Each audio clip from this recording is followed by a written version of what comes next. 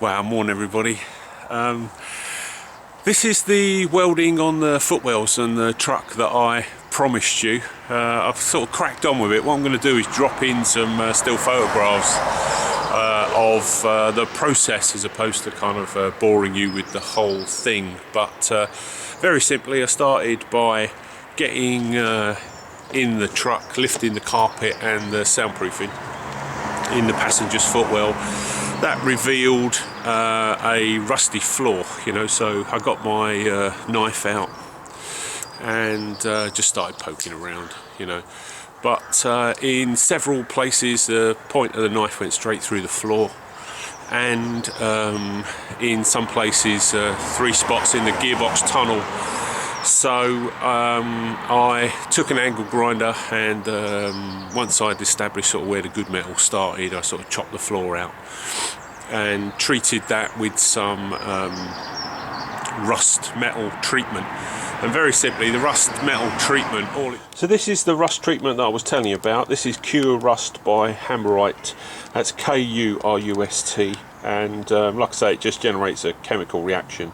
It turns your kind of flaking rust into half decent metal again, so you still have to cut away the worst of the rot, but I'm painting this on the edges of the metal that's left to try and stop it getting worse. Once I'd done that, I put some red oxide spray paint down just to try and keep the rust at bay. I've manufactured all of my own panels. That takes quite a time, so you cut out the rot, you end up with the hole. I had to make some sort of L-shaped pieces that I welded in place that held the major panel that was going to be the new floor. But the new floor had a slight sort of bend to it, contouring to it, so that needs to be shaped and fitted, and then go back to the table and beat it about some more until such time as it's a good fit.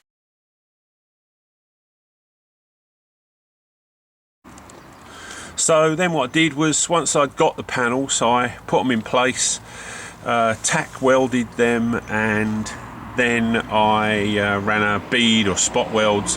The trouble with this body steel, this is 1.2mm galvanized steel, sort of stuff they use for body panels, so this is slightly thicker, is that you can't weld in one place too long, because you get too much heat, then you blow through the metal, then you end up with another hole that you've then got to do something about. But that's all of my plates welded in. All of this sort of just show it to you. All of the welds I've gone over with a seam seal compound, and I'll show you exactly what I used. I didn't use sort of automobile seam seal.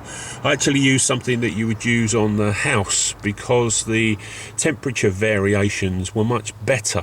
So the stuff that I used is used for guttering and stuff like that in your house, and obviously that can go down to -10, -15, something like that. Whereas I think the stuff that they use on cars doesn't go down that low. So over the top of my welding, I put the seam seal, and then, like I say, over the top I put the red oxide paint. This was the problem. So the floor was rusting through, but it wasn't the cause of the problem. So the cause of the problem on investigation was right up there. You see that little panel just there? Well, there was a hole in the bulkhead, and that's where the water was coming in. Then it was lying underneath the soundproofing and underneath the carpet, and it just kind of laid there. And obviously this has been going on for over 20 years. That little patch was a nightmare to get in place. So what I did was I took that bit of steel, I put some seam seal on one side of it, held it in place, and then I just used that self-tapping screw. There was nothing on the other side of the bulkhead, so I zipped that screw straight through, and that sort of held it in place. And then you can see the sort of penetration weld marks where I've once it was in place, I've actually welded it from the other side, because it was much easier to get to. So I've sort of put sort of spot welds around the edge of the hole. On the other side of the hole, again, I've done the rust treatment, and I'm going to do the red oxide. But that was the the place where the water was actually getting in, you know, just above it, that corrugated tube you can see, is an actual hole in the bulkhead that has a rubber gaiter, and that's where the wiring comes in. So there you can just see the hole that I patched from the inside, and like I said, I just managed to get some spot welds on the outside. So I think water has sort of gathered around this entry point for all your wiring, you know, and you've had a 20-year sort of leak or gather, call it what you will. So that's going to get some seam seal. So there you can see that hole I was telling you about, that is the hole that this rubber gaiter goes in, that allows your wiring to enter into the vehicle. I've put a couple of plates in here, and these are going to get welded into place, and behind this one is the hole that we patched from the inside, but it's had the rust treatment, and it's going to have some red oxide. So I've made these plates. As I said earlier, you spend quite a lot of time, you know, making the plates that you're actually going to weld and repair your vehicle with. So it's quite time consuming. You cut them, you bend them, you take them out, try them in the vehicle, they're not right, you take them back, you know, so that's quite time consuming. But before I put these in place, what I'm going to do is, on the bottom I'll spray them with red oxide paint, and then this little plate is going to get welded to the bulkhead. It's going to get welded to the inner wing along here, and it's going to get welded right in the corner there to the outer wing. But like I say, you know, what I've sort of discovered as a little trick really is I've been having trouble.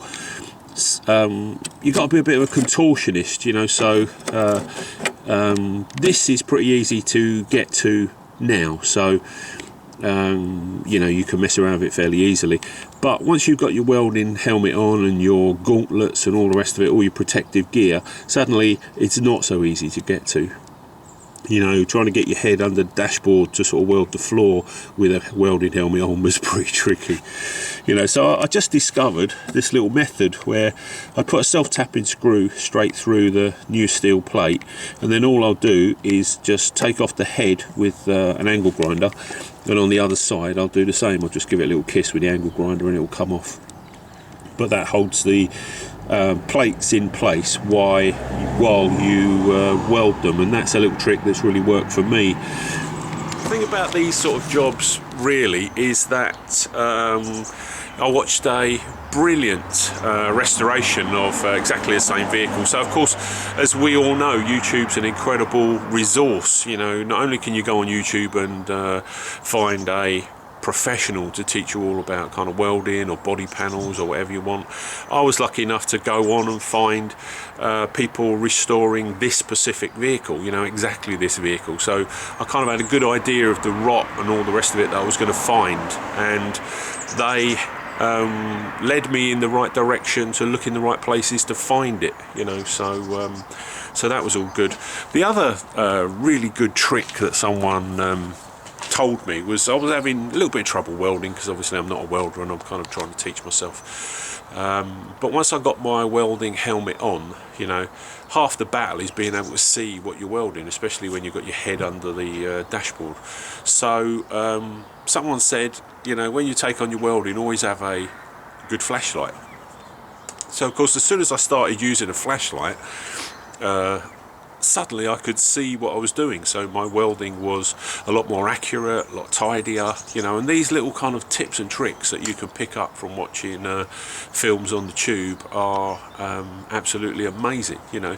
So I've dropped in loads of still photographs of the journey of this particular repair. I'm hoping to get it concluded today, get the wing back on, and then what I've got to do is kind of put the truck up on ramps, and I've got to do the same again underneath. So I'm going to have to get underneath where the new steel joins the old steel. I'll be putting in the rust treatment, I'll be putting in the red oxide paint, and then I'll be using a final sort of sealant called Tetra Seal for underneath of the truck. So that's going to go all around the inner wheel arch and all around the repair that I've made underneath the vehicle.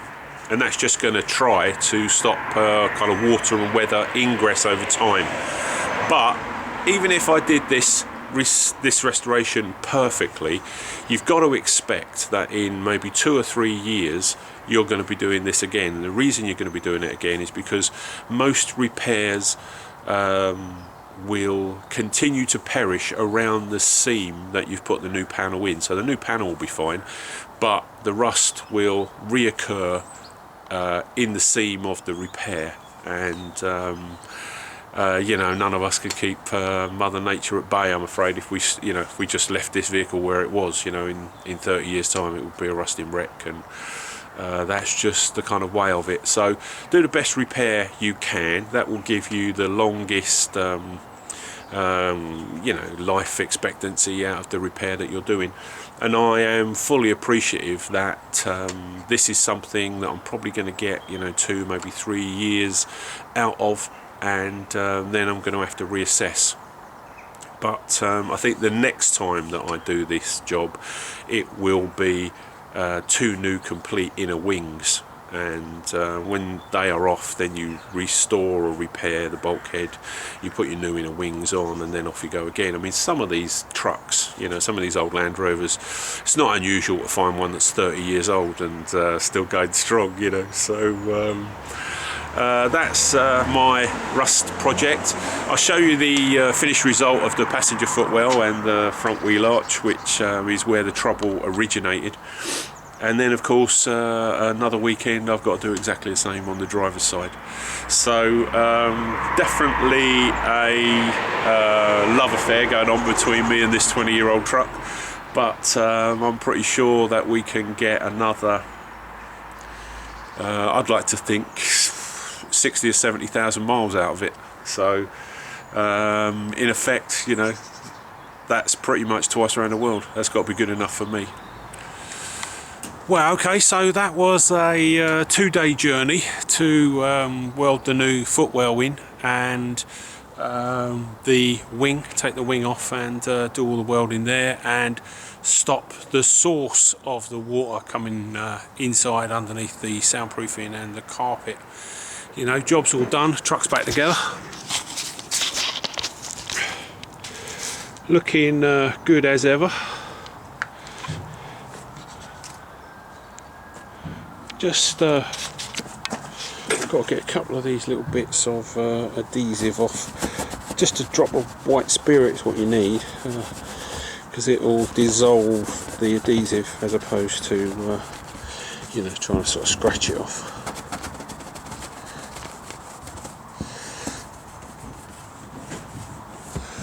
There. So just needs a wash and a polish now. Still got to paint the internal floor. I've just run the that's the cable from the 120 watt LED floodlight that I'm going to tuck behind the dashboard. The switch for that has just turned up. And one other thing I think maybe you haven't seen is because I blacked out the rear window, kind of thought it was a perfect place to put some tools. And that's a 12-volt rechargeable light, something at 60 LEDs, and that's going to be where the socket is going to live to charge it up. So really, that's the end of my couple of days working on the truck. I'm really pleased, dropping loads of photos for you. So I guess it's time, you know, as always. Any comments? Love to hear them. Back soon.